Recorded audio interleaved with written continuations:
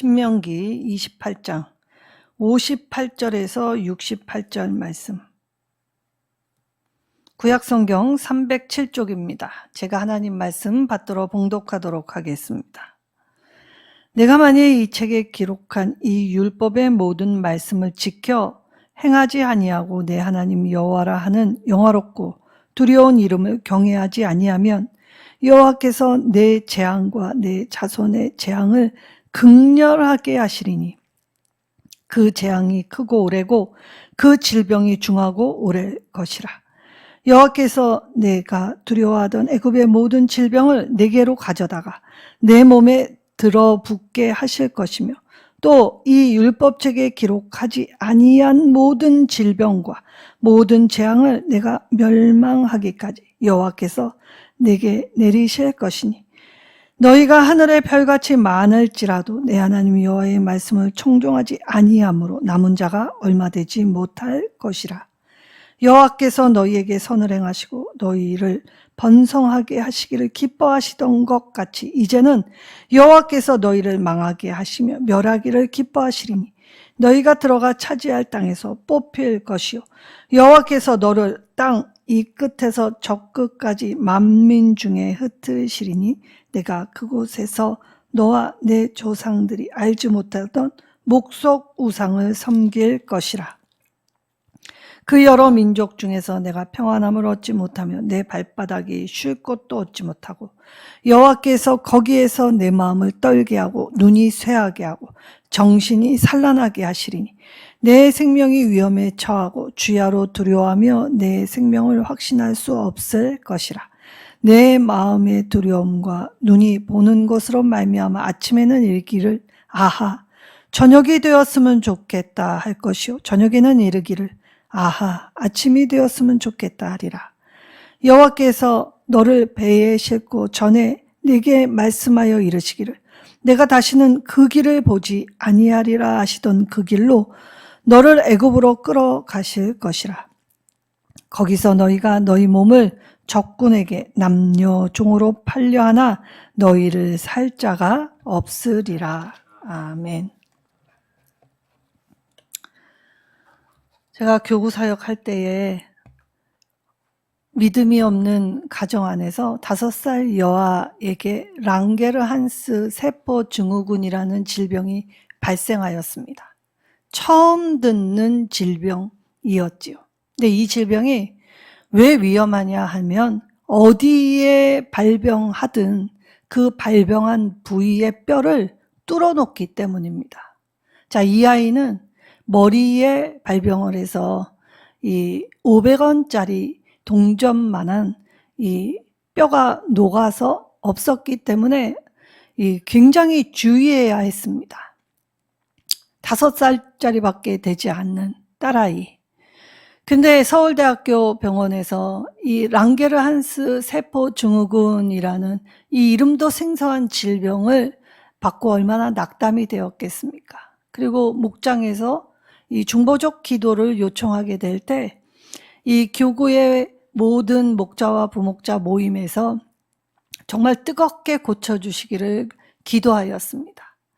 자, 우리가 함께하는 기도가 이처럼 힘이 있다는 것을 주님의 회복하심 안에서 맛보게 하셨기 때문에 중보적 기도의 힘을 다시 한번 생각해 보는 계기가 되었습니다. 자, 서울대 의사도 너무나 놀랐습니다. 시간이 오래지 않았습니다.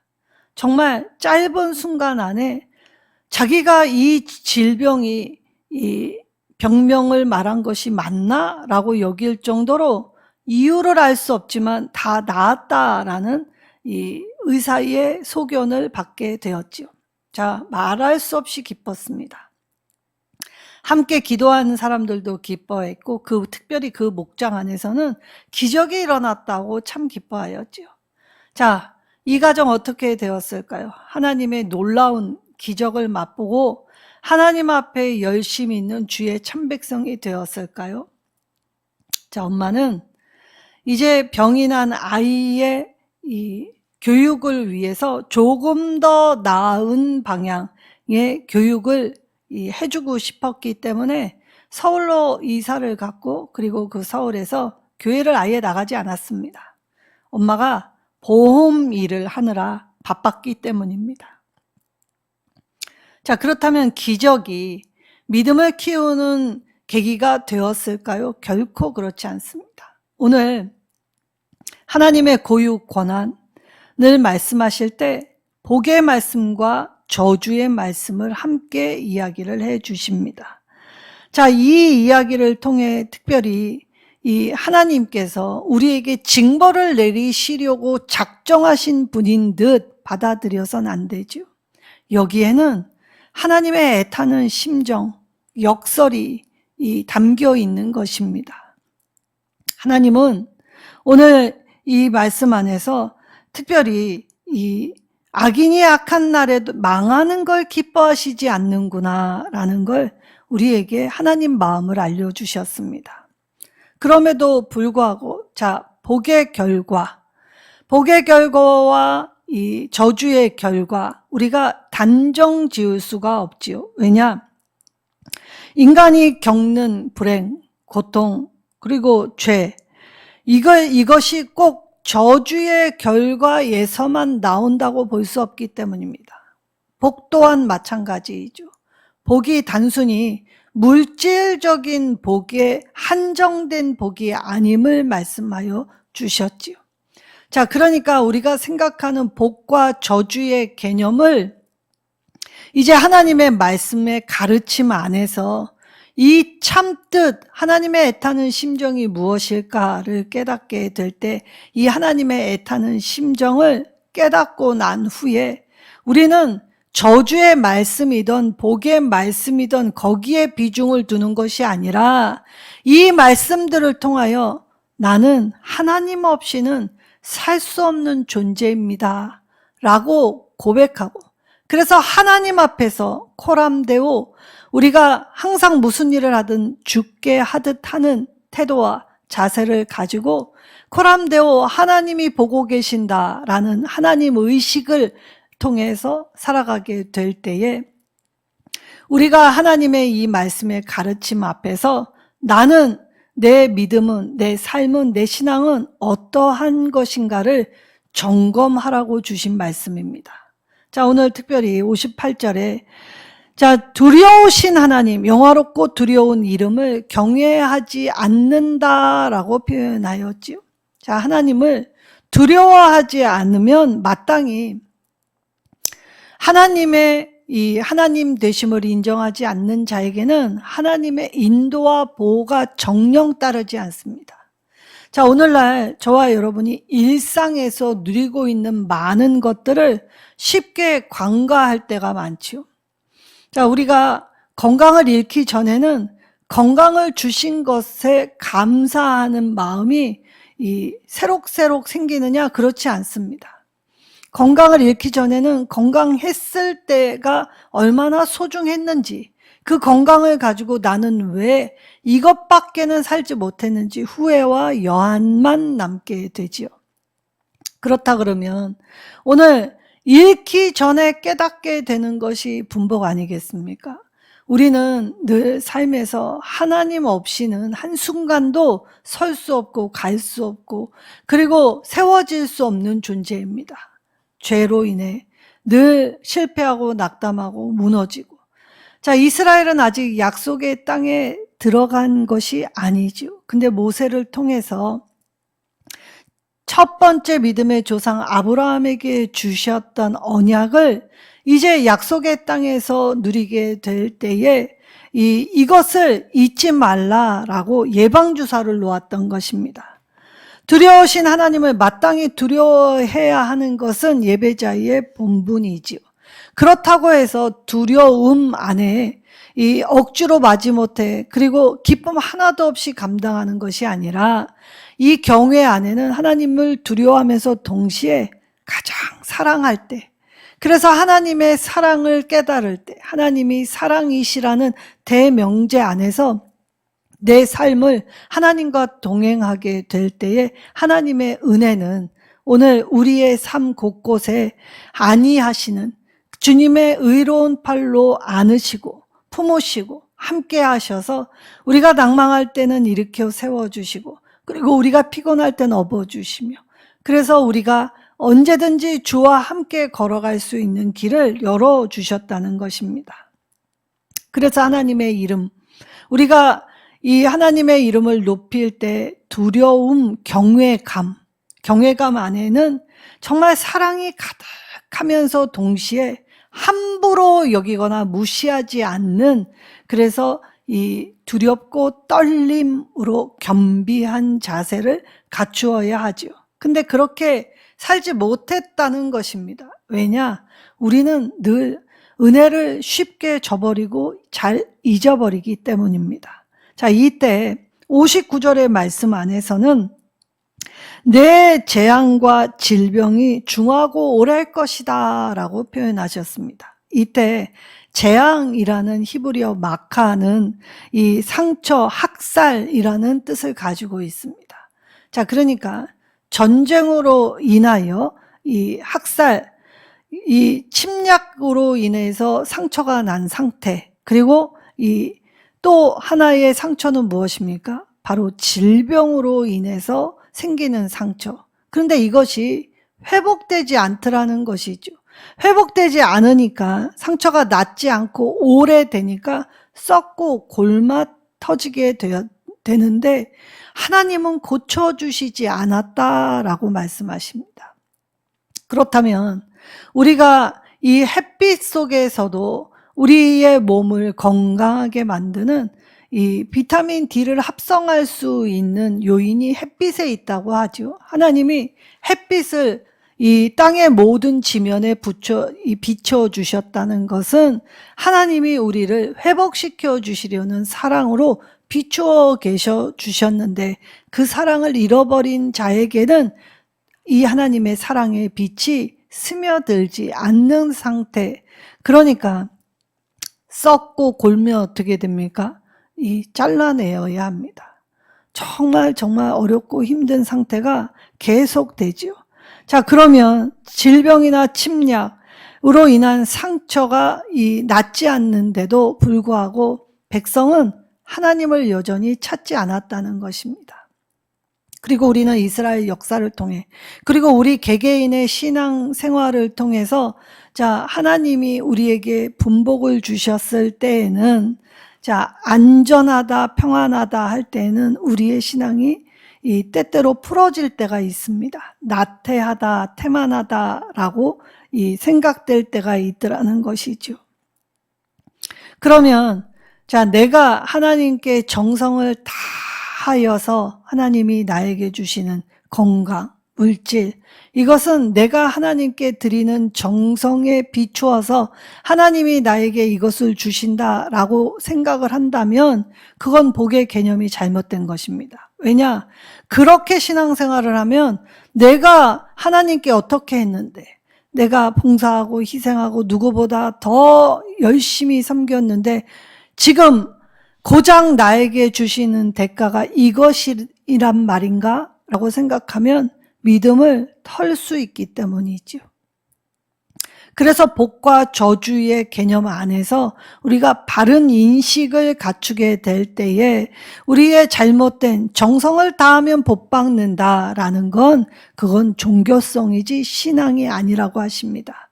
징벌 또한 마찬가지죠. 징벌은 하나님이 돌아오라는 사인이지 그걸로 아예 망하게 하시려는 뜻이 아니었습니다.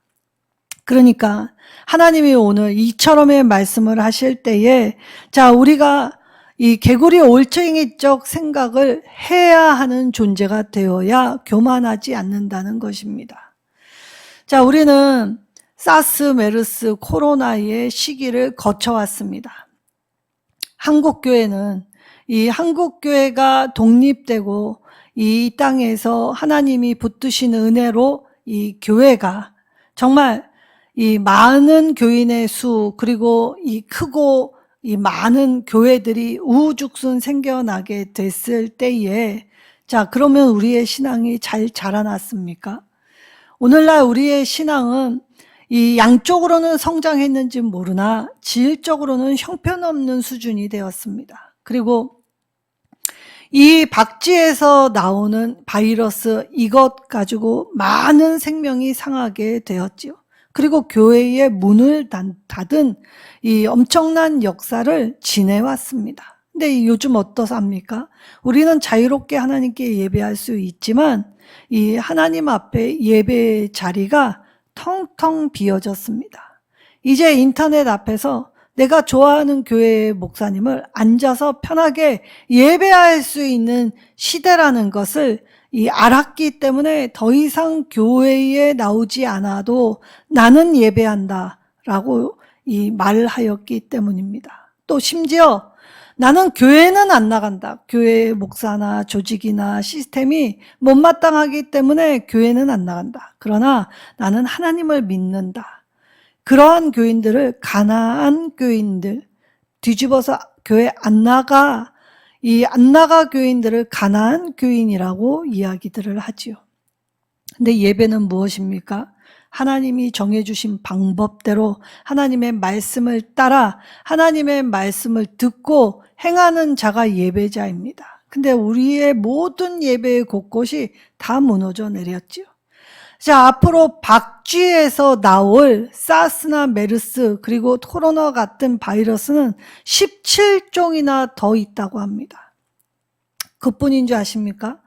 자, 지구온난화 여기저기서 이 기후 때문에 생각지 않은 일들이 벌어지게 될 때에 북극에 또 남극에 이 알래스카가 녹아져 내리면서 이 학자들은 굉장한 우려를 표명하였지요. 왜냐? 몇만 년 전에 이 얼음 속에 갇혀 있었던 동물의 사체나 또 알지 못하는 인간의 이 사체가 녹아내리면서 얼마든지 물로 흘러 들어오게 될 때, 그 물로 흘러 들어오게 될 때 고기가 먹고 그 고기를 잡아먹는 우리에게까지 어떠한 바이러스가 우리의 몸을 해악을 끼칠지 알 수 없다. 그래서 굉장히 심각한 사태라 우려를 표명하고 있습니다. 자, 그런데도 오늘 저와 여러분은 오늘 하루를 어떻게 살았습니까? 편안했지요. 그리고 불편함 없이 살고 있습니다. 그렇다면 하나님의 말씀을 듣고 또 읽고 예배할 수 있는 이 자리를 지킬 수 있게 나올 수 있게 하신 그 은혜가 있었다라는 것입니다. 자, 하나님이 징벌이 너무나 가혹하고 견딜 수 없다, 누구도 예상하지 못했다라고 하지만 우리가 이 징벌이 너무 가혹하다 부르짖어도 오래 것, 내 예상 밖에, 그리고 내가 가늠하지 못한 상태로 이것이 계속된다면 사실 살아도 살았다라고 말할 인생이 아무도 없을 것입니다. 자, 이때에 여기서 끝났냐? 자, 이것도 견디기 힘든데, 자, 주님께서 60절에 내게로 가져다가 내게로 돌아오게 하리라 라는 엄청난 말씀을 하십니다. 자, 이 이스라엘 사람들은 이집트에서 10가지 재앙을 자기들의 눈으로 목도하였습니다. 자, 하나님이 지키시는 백성과 하나님을 대적하는 백성을 어떻게 대하시는지 직접 경험하였지요. 그런데 경험하고 알면서도 이 돌이키지 않고 깨닫지 않고 하나님 앞에 바른 태도를 유지하지 않을 때 하나님은 애굽에서 이 애굽 사람들이 느꼈던 그 재앙을 하나님을 믿고 알고 하나님께 예배한다. 나는 선민이다. 난 택함 받은 족속이다. 라고 자랑하는 이스라엘에게 고스란히 다 주신다. 라고 말씀하셨던 것입니다. 자, 그렇게 될 때에 65절에는 내 마음이 떨게 하고 라고 말씀하시죠. 자, 공포로 인하여 마음이 덜덜덜덜덜 떨리는 것. 자, 이때 이 마음의 상태가 공포로 인하면 이 쇼크가 옵니다. 충격이 크게 되죠. 그러니 제정신으로 살 수 있겠습니까? 그리고 눈이 새하게 한다라고 합니다. 자, 그러니 절망, 고통, 그것으로 생기를 잃은 상태, 흐리멍텅한 상태. 그러니까 올바른 판단을 할 수 없지요. 그리고 정신을 산란하게 하시겠다라고 하는 말은 무기력하게, 무엇을 해도 되지 않으니까 아예 할 생각조차를 하지 않는, 그러니까 인간은 이제 다 포기하고 절망 속에서 이 온통 절망에 앞으로 옆으로 위를 봐도 밑을 봐도 아무것도 희망이 보이지 않는 상태가 되었다는 것입니다. 자, 그러면 여기에서 또 끝났냐? 고통은 점점 더 가중되고 있죠. 68절에는 배에 싣고 너를 끌어가시겠다라고 표현하십니다. 자, 포로로 끌려가게 될 때 이들은 어디로 끌려가지는지 모르는 상태에서 배에 실렸지요. 그리고 이 배에 실려서 결국 다다른 곳이 어디였습니까? 다시는 이 우물물을 먹지 않겠다. 내가 여기로 돌아오지 않겠다. 이집트 사람을 보지 않겠다라고 여겼던, 끔찍했던 그곳, 내가 외면하고 싶었던 것, 다시는 대면하고 싶지도 기억하고 싶지도 않았던 이집트로 끌려오게 만드신다는 것입니다. 자, 우리는 믿음을 생활을 할 때 이것을 뛰어넘고 또 이것을 극복하려고 하는 것보다는 사실 그 문제를 회피하려고 들었습니다. 근데 신앙생활을 하다 보면 그것을 극복하지 않으면 언젠가는 꼭 그 문제가 내 발목을 다시 잡는다는 것을 알 수 있지요. 하나님은 그래서 신앙의 훈련을 통해서 내가 보고 싶지 않았던 그 자리를 대면하게 될 때 그 대면을 통해서 하나님의 함께 하심을 발견하고, 그래서 그것을 뛰어넘어 극복할 수 있도록 함께하여 주셨지요. 근데 하나님은 어디에도 함께 하시지 않겠다라고 말씀하셨던 것입니다. 자, 그러니까 67절에 아침이 되면 아하, 밤이 되었으면 좋겠다. 또 밤이 되면 아하, 아침이 되었으면 좋겠다. 그렇게 탄식을 했다는 것이죠. 자, 고대 근동의 사람들은 어두움은 공포 그 자체였습니다. 그리고 이 밤에 질병이 자기를 덮쳐서 생명을 앗아가지는 않을지 굉장히 공포스러운 시간이 밤, 그러니까 밤이 상징하는 것은 인간에게 있어서 너무나 괴로운 시간을 상징하죠. 근데 아침이 되어도 마치 밤같이 빨리 저녁이 되었으면 그냥 세워라 가시구려 라고 하루하루를 근근히 어쩔 수 없이 마지못해 보내고 있었다는 것입니다. 자, 그러면 이들이 왜 이처럼 하나님이 건져서 구원하시고 약속의 땅에 다다를 때까지 함께 하셨는데 불구하고 왜 이 모양 이 꼴이 되었습니까?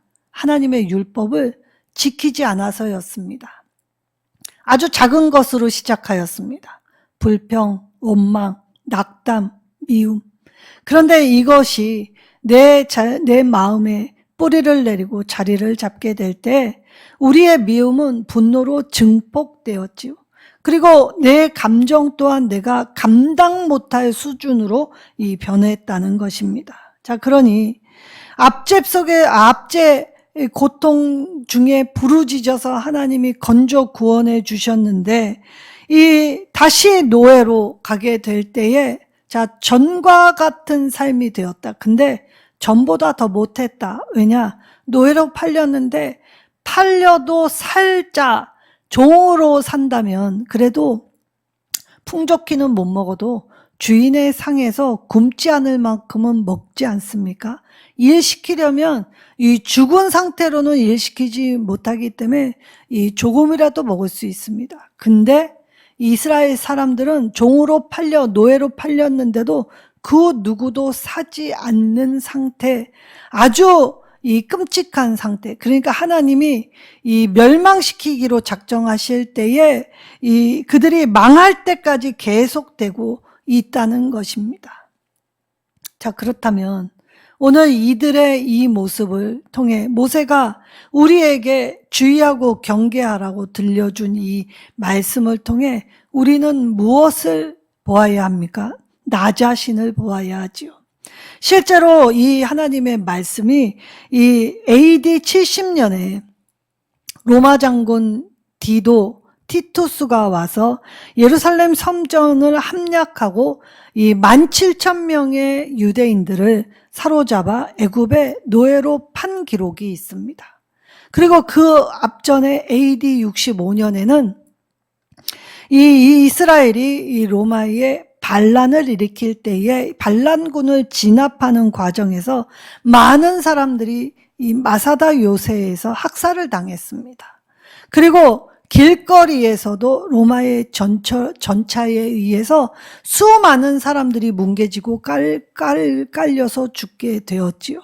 자, 그때에도 많은 살아남은 이 자들을 노예로 삼았다라는 기록이 나와 있지요. 그리고 이 로마 장군 티투스가 이 로마에 개선하게 됐을 때에 그 개선문에 새겨진 부조에는 예루살렘 성전에서 약탈한 보물들을 가지고 온 모습을 조각해서 그려 넣었다고 합니다. 자, 그러면 하나님의 성전은 결코 망하진 않는다.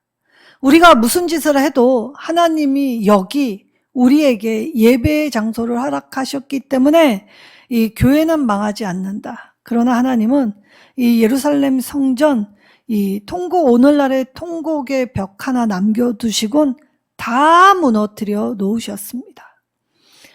건물은 의미가 없는 것이죠. 중요한 건 무엇입니까? 하나님이십니다. 자, 그러면 오늘 하나님은 모든 것들의 하나님이십니다. 만유의 주되심.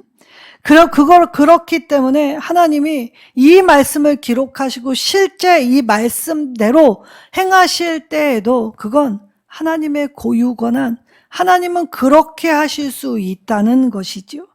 자, 그러니까 오늘 하나님 말씀을 순종하지 않고 그리고 하나님의 이름을 경외하지 않으면 우리 인생에는 재앙이 임하게 된다는 뜻입니다. 지금까지 안전하고 편안했다 하더라도 불순종하면 부지불식간에 생각지도 않은 때에 이 재앙이 우리를 덮치게 될 것이라는 것이죠.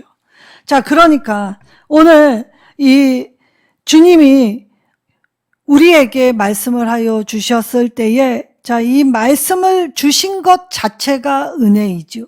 하나님을 떠난 사람은 외적인 평안도 그리고 우리의 내면, 마음의 평안 그 어디에도 이 평안을 누릴 수 없습니다. 그렇기 때문에 바람에 나는 잎사귀의 소리에도 심장이 덜컹거리게 되지요. 최고로 연약한 상태가 된다는 뜻입니다. 하나님 한 분만을 붙들 땐 이 마가의 다락방에서 벌벌 떨었던 이 120문도는 이 주의 성령이 임하셨을 때에 이제 그 자리를 박차고 성 안 거리 곳곳에 가서 예수님을 전하기 시작하였습니다. 자, 담대하고 당당하게 예수의 이름을 전하는 자가 되어서 변화되고 바뀌었지요. 그러나 그 이전까지는 어떠합니까? 자기의 힘으로는 도저히 할 수 있는 상태가 아니었습니다.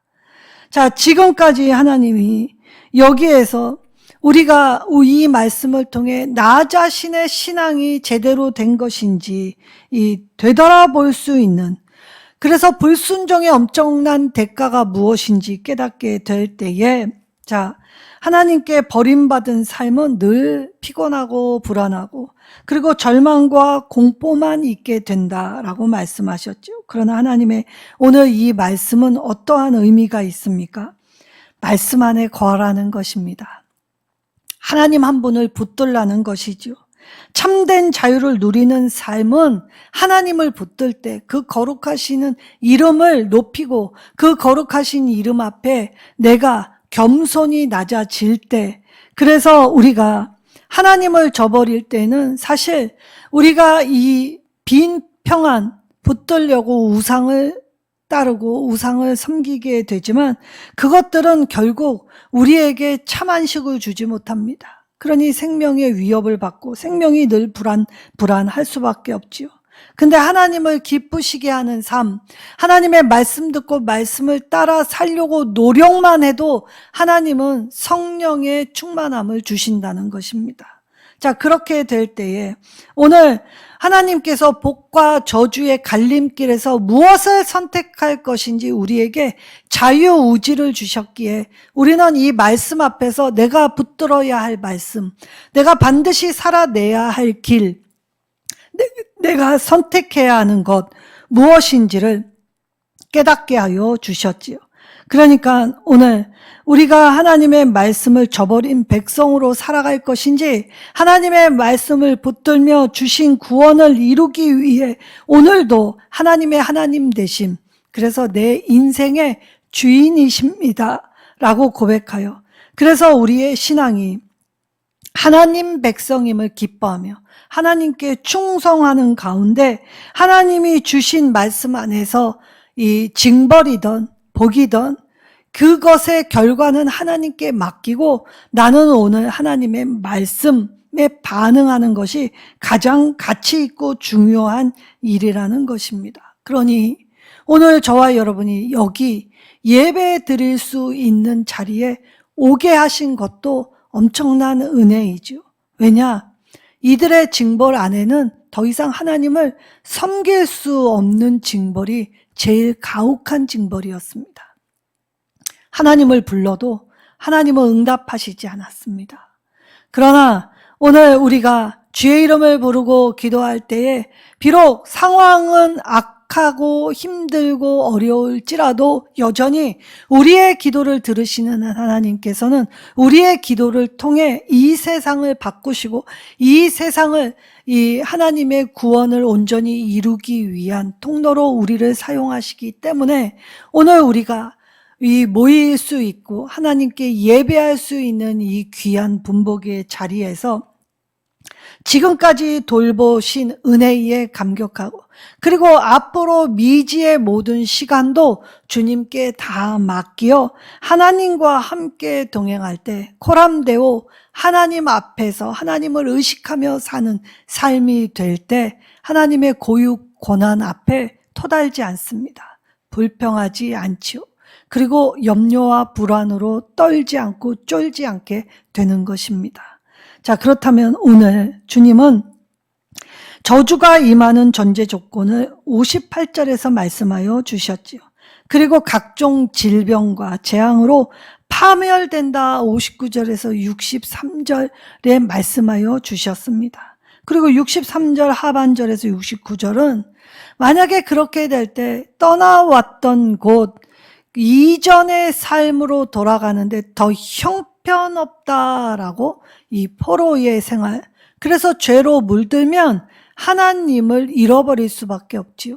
그러나 죄 가운데에서도 하나님을 붙들면 하나님은 이 죄 가운데서도 우리를 건져 구원해 주실 것입니다. 우리 인생에서 하나님만이 창조주요 전능자이며 주권자이십니다 라고 고백할 때 하나님께 맡기면 의심치 않고 하나님의 뜻을 구하며 하나님의 뜻이 이루어질 때까지 주님께 소망을 두고 인내하여 승리하시는 저와 여러분, 그래서 복의 통로가 되시는 귀한 성도님들 되시기를 예수님의 이름으로 축원합니다.